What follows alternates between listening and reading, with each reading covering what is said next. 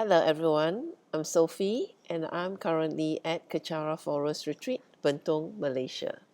And I'll be reading from this book, Snakes, Roosters and Pigs. This is by my guru, His Eminence the 25th, Sam Tuku Rinpoche. And I was sharing from the chapter on negative karma, and I've read the difference between experiencing negative karma and purifying negative karma with purification practices. So today I'll be reading from page 19, which is B, experiencing negative karma and collecting more karma from habituation. So as usual, before that, I will go to a picture to share with you. There you go. This is a quote by my guru. No one wants to suffer. No one wants to feel pain. No one wishes to die. To make others suffer, feel pain, and killing them will invite the same. Karma is blind to race, creed, religion, background, beliefs, and understanding. It is universal. Never harm anyone or anything. Karma is ever recording our deeds. Sam Tuku Rinpoche. So I'll be reading from page 19, B. Experiencing negative karma and collecting more karma from habituation. When you practice Dharma, more difficulties seem to arise. Do you know why? Because the Dharma practices make all your negative karma arise to be purified. At the same time, you are given protection and protective practices such as those of the Dharma protectors to guide you through until your karma is purified. Some people say that when they practice Dharma, more negative things happen to them. No, this is their imagination. It is not that more negative things are happening. Excuse me. What is actually happening is purification of their negative karma. Sorry, just a dry throat. Here is an analogy. If you have a sickness and you don't go to the doctor for treatment, you won't have much pain. You will just experience the pain of the sickness. But if you went for treatment, such as an operation, chemotherapy, physiotherapy, etc., you will suffer both the pain of the disease and the pain of the treatment. The pain doubles. You scream about how painful it is, but what can you do about it? Slap the doctor? No, you can't. So, if the Lama gives you practices and you begin to experience more difficulties at the time, do you go back and slap Sam Rinpoche? No, you don't. You're going through purification. It is just like going to the doctor, receiving treatment for an illness, and suffering more pain. It is the same for Dharma. All the pain comes out. When you experience bad karma and bad karma arises, that experience purifies that particular negative karma. And after it is over, you will not have to experience that karma again. However, you must realize that you are actually experiencing the negative karma without any control, because you are still existing within samsara. And these experiences you encounter are the result of your negative karma. Now, here's the twist. When those negative karmas manifest and you purify the karma, you actually don't purify the karma. Do you know why? Because your anger, your habituation, your desire, your hatred, and all the negative karma that's backing you up, you continue to react to that karma and purify that karma negatively. If someone steals your car, you're not just going to sit there and say, oh, it's my karma. No, you're probably going to freak out. If you lose your money, if someone shouts at you, or if someone confronts you about your negative qualities, you're probably going to freak out. If someone confronts you about your negative qualities, or you're caught acting out your negative qualities, you won't think, I have purified my karma. You're probably going to be very angry and want to get back at them because you've been habituating to think. You have been habituated to think and react that way. People who do not engage in spiritual practices to purify their negative karma, who often just leave things as they are and let things manifest on their own, will usually say, oh, I'm purifying my negative karma because it's all coming out and I'll be okay. No, it's not okay, because there are different levels of grasping that allow us to continue collecting negative karma, which we may not even be aware of. Each of us have subtle negative grasping and gross negative grasping. The gross negative grasping will manifest anger, hatred, and desire towards the negative things happening to us. For example, how many of us sit there when our relationship breaks up and can take it? We feel happy and we are all right. No, most of the time we go into depression. We are very angry. We react back negatively. We may stop eating, become edgy, bitchy, or difficult. Some people try to enact revenge. In extreme cases, some people even kill. Reflect on how you might act. Sometimes we even try to glorify what we are going through by saying, I'm going through this, I'm taking a while. There's no glorification in anything in samsara. None. It's nonsense. What glory is there in suffering? So when people break up from relationships, how do they act? How do they react?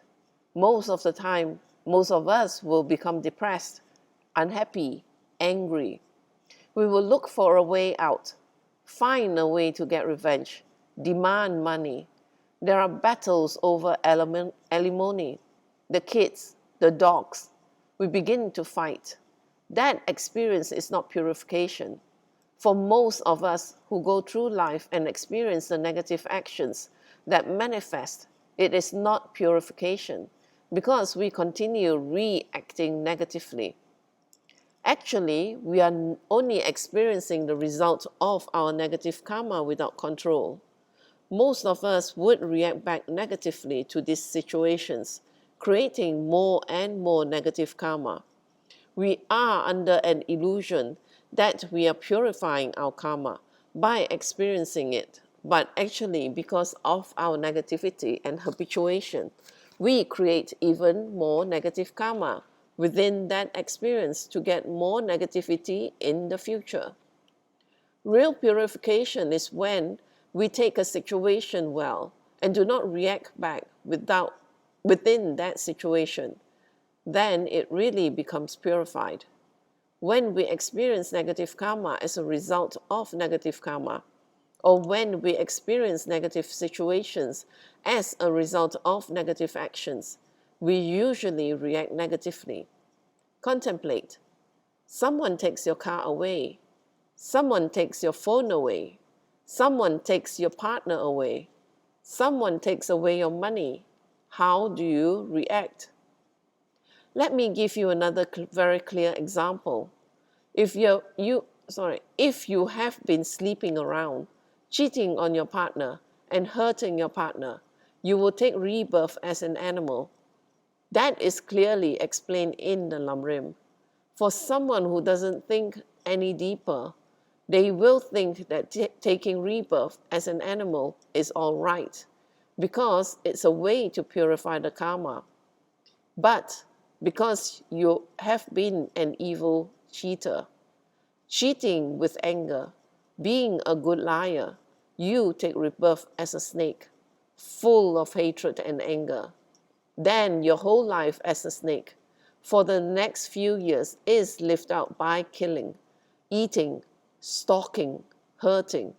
So you may be purifying the negative karma by becoming a snake. But by your actions in that life as a snake, you are collecting even more negative karma of going deeper into samsara. That is not purification. You might cheat people, steal, and even get away with it. Then you have a lot of money to spend on your boyfriend, girlfriend, mother, daughter, sister, husband, wife, etc. But you might as well throw it away. Yes, you got that couple of $1,000,000, but you cheated people for it. Enjoy it. Do you know why? The money you get will create even more negative karma in you to not enjoy it, to have fear, to create the causes for you to lose more and more and more. By cheating people for money, you create the cause that if you are supposed to get money, do business, or achieve something good in the future, you will not get it, and your life will go further and further down. Then, even when your great-grandmother, for example, passes away and leaves you $5 billion US, you will not be able to get it or use it. By that time, because you have been cheating and lying your whole life, you will not have the karma to get the money. And when you do get the money, you can't use it. And even if you do get to use it, the money will twist and turn you towards alcoholism, women, negative activities, and you will spend it all. Whether it's by these activities or by bad investments and businesses, you will lose it all. The karma will come back to you in that way. So, if you cheat for money, have a good time while it lasts. You will never be able to keep it. If you trick people in business for money and enjoy it, the people who are tricked will pray for you. They are good people. This is what Lati Rinpoche used to teach us. We will pray for you that you may enjoy that money and have no attachments. However, you will never be able to get that money again. You will keep losing and losing it. No matter how much you get it, it will just keep going away. You can read about this in the Lamrim. The Lamrim is not made up by some weird Tibetan Lama. It was composed by the great Kadampa master, Lama Atisha himself, one of the greatest Indian masters who was instrumental in bringing Buddhism to Tibet. All of the Lamrim is based on the condensed path of Buddha's teachings, which includes the central teachings on karma. You must also be aware of who you are cheating, because the corresponding karma could be much heavier, depending on the person you cheat. When you cheat people and make up great lies, you may get away with it, and those stupid people will never be able to get back their money, house, car, or whatever it is you cheated from them. You won, but be ready.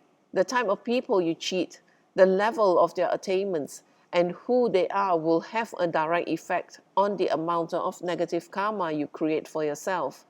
Whether it is your father or mother, someone who really needed the money or who really was desperate, someone who worked very hard to earn that money, a very sincere old lady who saved her money her whole life, or a highly realized spiritual being, the amount of karma you create becomes even heavier, depending on the person you cheat. This is definitely so. We can see this in the example of killing a monk or killing an ordinary man. Of course, we will regard killing a monk as worse because of who he is, the vows he has taken, his practice, his attainments, and how he uses his life to benefit others. I've seen people come into the monasteries and try to cheat my guru, Khenso Rinpoche. They say they are on business and need help, so they request Khenso Rinpoche to give them a loan. Rinpoche gives them the money, and more often than not, he loses the money. He doesn't get it back. Rinpoche says, "Never mind, it's okay." He always says this to me. Never mind, it's okay. These villagers come and trick him over and over again, or at least they think they have tricked him.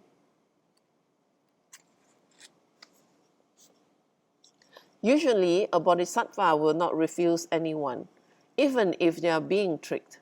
And even when they have been tricked, they will react differently from how we would react. They react with forgiveness. By this connection with you, even if it is by a negative association, they have hooked you together with them for the next lives to help you when the time is right. This is not a joke. A bodhisattva thinks like this.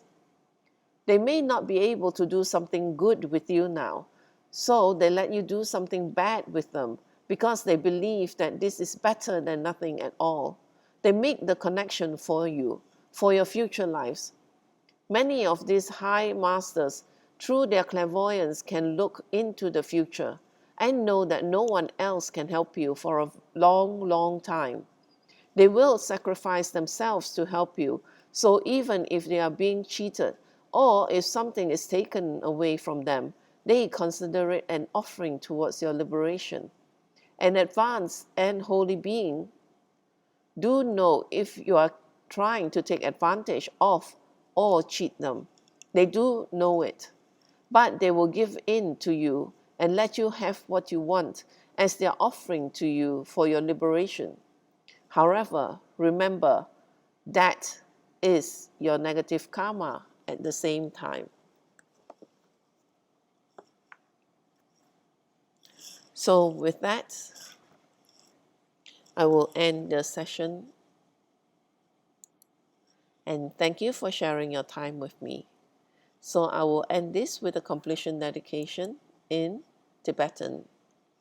Jangyo Senjo Rinpoche, Mage Panam Geishi, Ge Panam Pame Payang, Gonin Gondu Pewasho, Donito Rinpoche, Mage Panam Geishi, Ge Panam Pame Payang, Gonin Gondu Pewasho, Daso Jini Sapange Wadi, Tanandroa Kunat Gampadang, Jepa Jesu no Santrapai, Tamping Imporin to Sase, Sho, Ke Wakundu Yandala Madan, Drame Choki Panano Choche, Sadam Nangi Yaterazone, Doji Changi Opanga to so.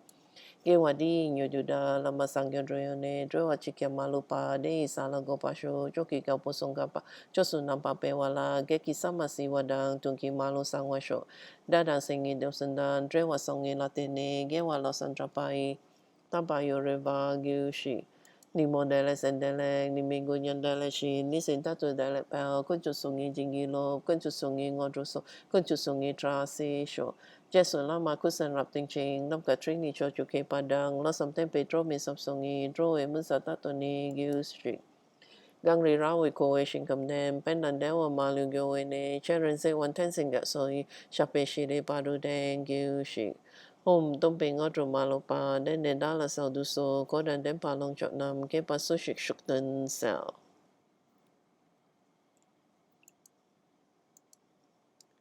Again, thank you for sharing your time with me. And I do hope that you will share your time with me as I read the other part, the next part, which is on purification practices.